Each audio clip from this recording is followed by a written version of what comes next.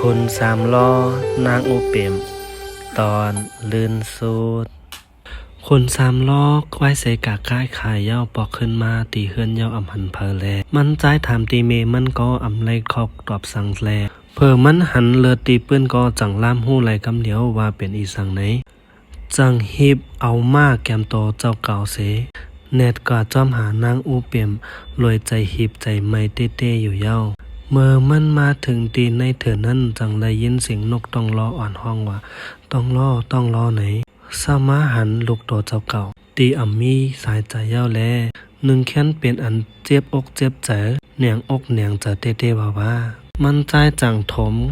ขาบโตลูกใจตีอ่ำมีสายใจเย้าแลจังสังลาตีลูกใจว่าป้อเดกว่าหาเมเมื่อใจก่อนนานลูกไว้ว่าในเซแลจังหิบสืบตั้งกว่าแทงเย้าแปกสมวามันกว่าไพ่ตันหือกอต่ออ่ำไพ่เป้งโหใจตีอันไขหันนางอูเปียมเต้ๆอยู่มันมาถึงที่เฮือนนางอูเปียมเย้าหันก้นใจกันหงมือเข้าพักถามเพอก็อ่ำตอบถามเพอก็อ่ำลาดสังเสเผอมั่นใจหันความกอจังหูไหลกำเหลียวมั่นใจก็เป็นอันมองอกมองใจเต้ๆใครเข้าหานางอูเปียมดันหือก็อ่ำมีเผอปันเขาลามันใจจังเอาเงินคำตีมันไหลมาทั้งหมดนั้นปืนปันกูก็อยู่เย้าเมื่อพ้องกูก็อ่ำตั้นสนใจมันใจนั้นมันใจก็จังไรเข้ากัดถึงตีนางอูเปียมอยู่เย้าเพิ่มมันหันครับต่อนางอูเปียมก็หนึ่งแค้นเปลี่ยนอันเตออกเตอใจเต้ๆลาดว่าอูเปียมไว้ปีมาหาเย้านาเอาในกว่าเฮาเตอำผัดกันแทงเย้าไหนจาดนาก็ให้เฮาเลยอยู่จำกันต่อโจรในเย้ามันก็จังเสียงกามกว่าจอมนางอูเปียมอยู่เย้า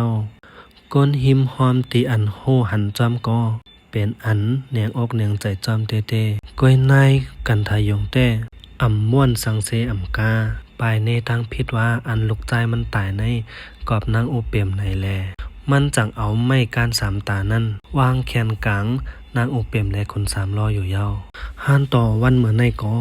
การสามตานั่นก็ตึกอยู่ห้านต่อยามเหลวเปียกซ้ำว่าลองตั้งหักคนสามล้อและนางอูเปียมนั้นป้นมาหึงตันหือกอตึกมีกลสืบไข่เนหันต่อยามเหลวคนสามล้อและนางอูเปียมสุดยาวค่ะตั้งไข่ทอมลองสั่งแทงกอคอมเมนต์มาเลยค่ะ